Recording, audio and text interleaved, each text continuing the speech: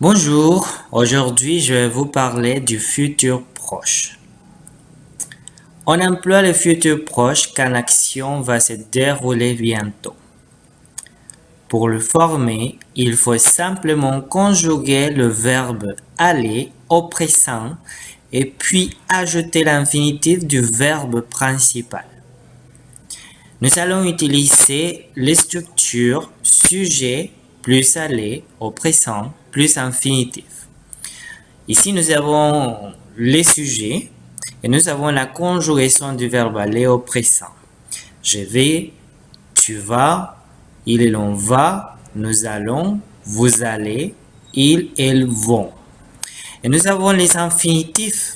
La terminaison ER, par exemple, étudier, manger. Terminaison IR, dormir, partir. Terminaison OIR, RE, avoir, vendre, par exemple.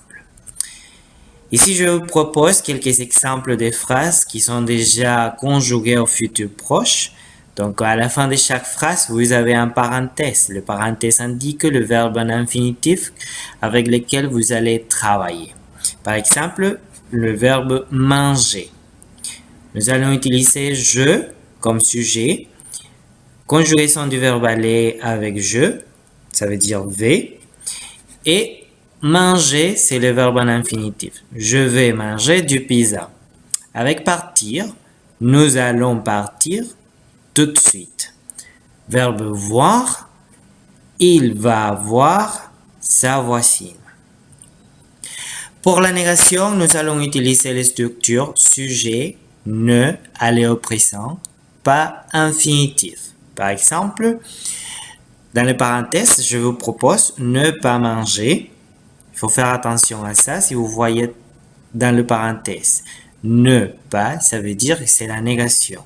Donc, vous allez utiliser je ne vais pas manger de pizza. Ne pas partir.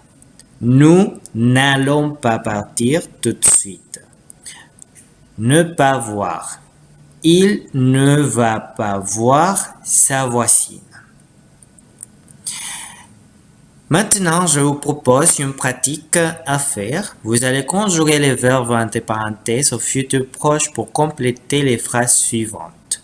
Il faut faire attention aux parenthèses. Souvenez-vous, si vous voyez n'est pas, ça veut dire qu'il faut faire la négation. Ok? Bon courage, bonne chance.